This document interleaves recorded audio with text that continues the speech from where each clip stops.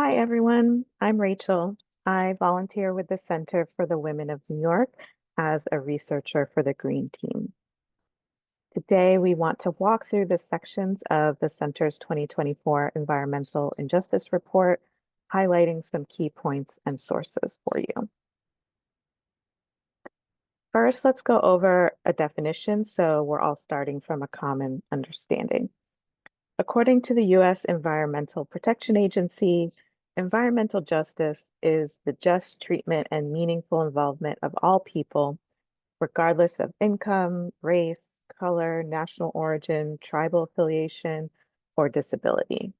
And that's because people need to be fully protected from disproportionate and adverse human health and environmental effects and hazards, and they need to have equitable access to a healthy, sustainable, and resilient environment in which to live and work. So these are the 7 topics we'll be focusing on today. The center's report explores essentially the burden of the opposite of that definition, environmental injustice, across many contexts.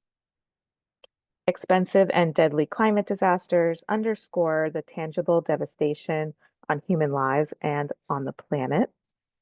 Instead of protections from disproportionate adverse impacts, businesses and governments endanger low-income or underserved communities. Those in power concentrate risk into sacrifice zones and fence-line communities where the air is poison and the water is toxic. Moreover, when food is wasted, it not only worsens the climate crisis, it also deepens the hunger crisis in these same communities. While structural change is urgently needed, please remember that the situation is not without hope. To emphasize this, we'll highlight one action individuals can take for each section. And as the Center for the Women of New York, we pay particular attention to the power of women and girls for inspiration and innovation. Section 1 is the cost of climate disasters.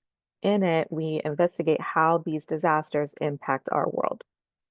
For example, most of us have personally experienced, or at least know someone who has personally experienced, the fierce effects of climate disasters. And they are only growing more intense over time. Each year, almost all regions of the United States are affected by these destructive and expensive disasters. Here we have 2023 as an example. This map of the United States shows the 28 different weather and climate disasters that caused more than $1 billion of damage in just that one year. So these are the drought and heat waves, the flooding, hurricanes, severe weather, tornado outbreaks, wildfires, and winter storms and cold waves. Even if you've never had to repair and rebuild yourself, your wallet still feels the impact of all of these disasters. Some examples include when severe heat and extreme weather hurts crop yields, there's less food to sell, making your grocery bills go up. More frequent and longer hot and cold spells drive up the cost of cooling and heating your home. Floods can damage utility infrastructures and force companies to implement costly repairs or replacements, which is a financial burden most often passed down to you in your water bill. After a disaster, most of us rely on insurance to help us recover, but insurance companies who are covering more and more floods, fires, and hurricanes often pass those increased operating costs onto you through your increased premiums, or they just exit the entire region or the market entirely, making it very difficult to even obtain insurance. Unfortunately, the monetary cost is not the most horrific impact. By the end of 2024, climate change will have killed roughly 4 million people globally since the turn of the century. And despite that being a breathtakingly high number, it's still sadly an underestimate because of the climate-linked deaths that were left out in the estimate. Now, some of you may be asking, how is a number that high even possible? It's because climate disasters lead to something called cascading effects. It's not just about what happens during an active disaster, it's also the aftermath. There are secondary hazards like drinking contaminated water after a flood or air pollution after wildfires. These can lead to both short-term outcomes, for example, sewage overflows or food insecurity, and long-term outcomes like mental and physical health effects. Section 2, when the air is poisoned, investigates air pollution. These are atmospheric contaminants like lead, sulfur dioxide, nitrogen dioxide, and fine particulate matter. Common sources of air pollution include vehicles, industrial manufacturing, and forest fires. In 2021, ProPublica reported a big story on air pollution, and here's a quote from their reporting. Brittany Madison is worried about the air. Madison, who is 31, lives in Baytown, Texas. That city is near the port of Houston, right next to the Houston Ship Channel, where the skyline is dense with the glittering towers of chemical plants. Her apartment is within about 30 miles of more than 170 facilities that give off toxic chemical emissions. When you add up all the emissions from those facilities together, the estimated additional cancer risk on Madison's block jumps from 1 in 730,000 to 1 in 46,000. You probably don't have control over chemical plants, but to address air pollution, one thing you can do is to think about how you get around. Can you commute, run errands, and enjoy your life using cleaner transportation methods? For example, walk when you can, switch to biking if it's too far to walk, switch to public transportation if it's available, and switch to carpooling when it's not. Section 3, when the water is toxic, investigates water pollution. These are contaminants like fertilizers and pesticides, sewage, pathogens, chemicals, and physical debris that all end up in our waterways. Common sources of water pollution include agriculture, the shipping industry, and even the tiny bits of gas that drip from millions of cars and vehicles each day. For example, here in New York City, we have a combined sewer overflow system. That means every year around 20 billion gallons of untreated raw sewage and polluted runoff bypass the sewer treatment plants and get dumped directly into the water along our shorelines.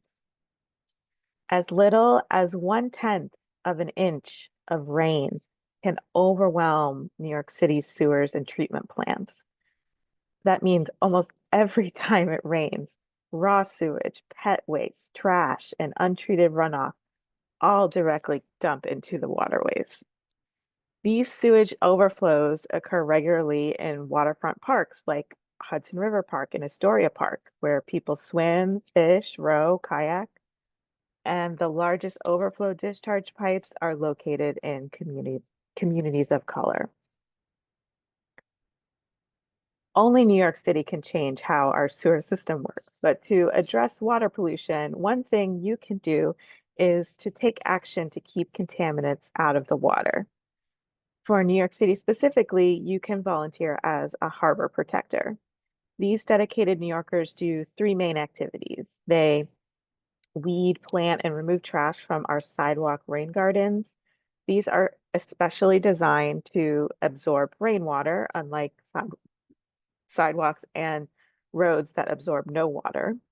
And that helps keep some water in the plants and soil and out of the sewer system. They also clear trash and debris from all the catch basins. That way, water can freely flow into multiple sewer entry points and prevent localized flooding. And they also pick up trash and debris that's washed up on the shoreline to get it out of our waterways.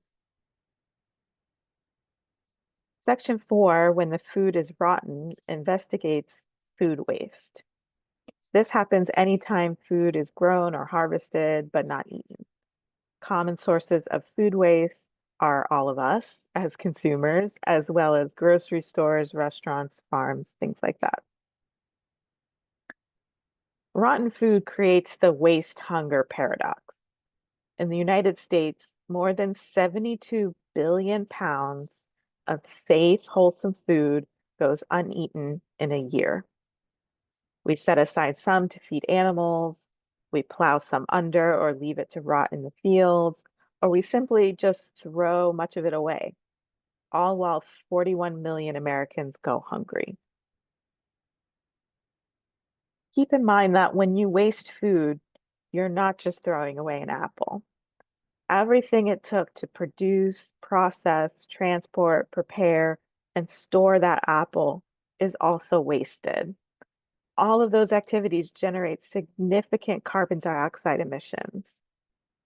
And then that rotting apple and other food in landfills also generates methane, an even more potent greenhouse gas. The EPA estimates that each year, US food loss and waste embodies 170 million metric tons of carbon dioxide. That's equivalent to the annual CO2 emissions of 42 coal-fired power plants.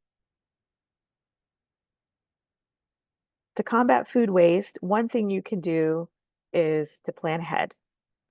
Plans help avoid trash cans.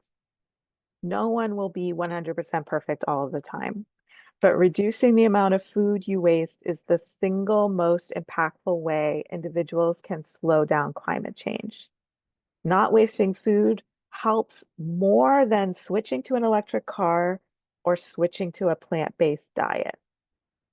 We know not wasting food is easier said than done, but some tips include checking your fridge, freezer, and pantry before you shop, noting what needs to be used, and letting that information help you decide upcoming meals. There are apps and websites that can help you do this.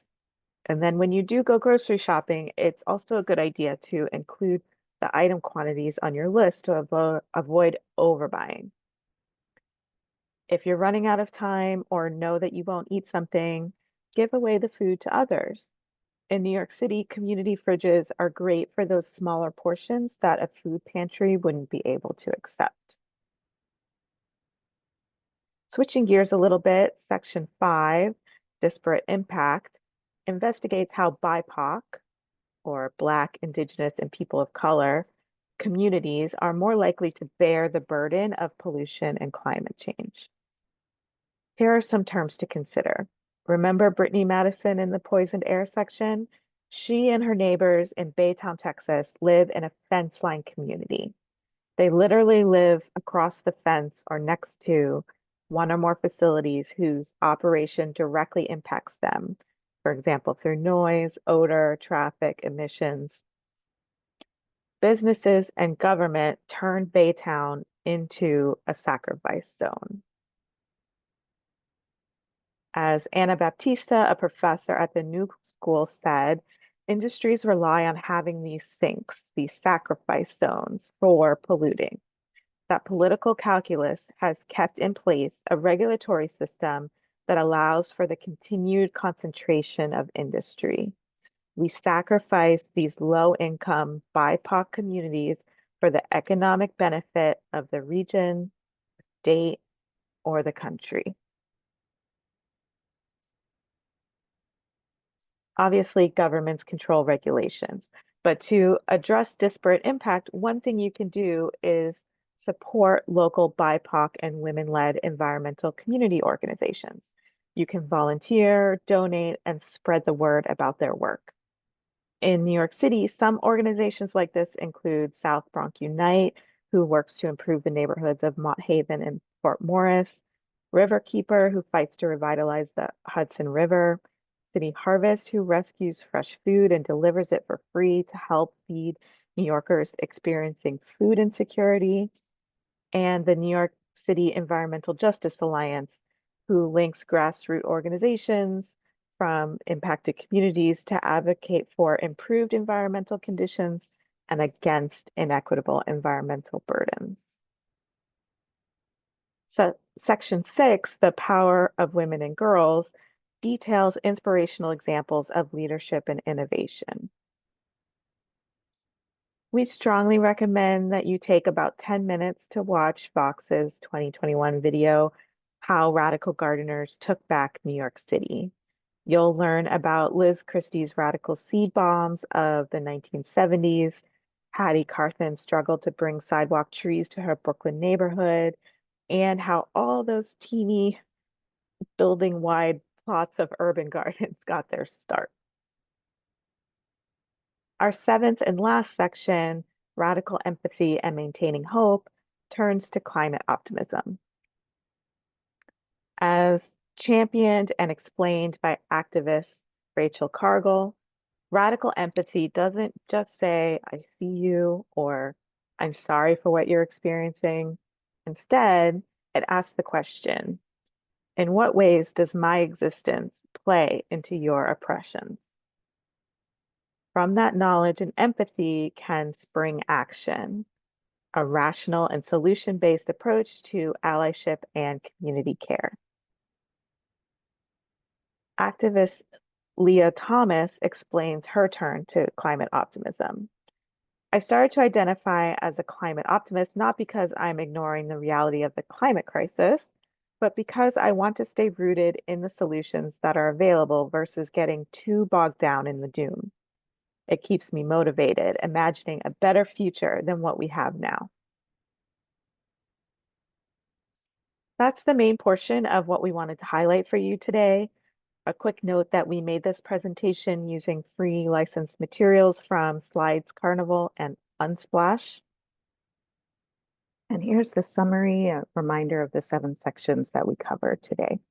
Thank you so much for your time and attention. We hope you learned something from the presentation. And for anyone interested in more details, you can download the full report from the center's website, CWNY.org.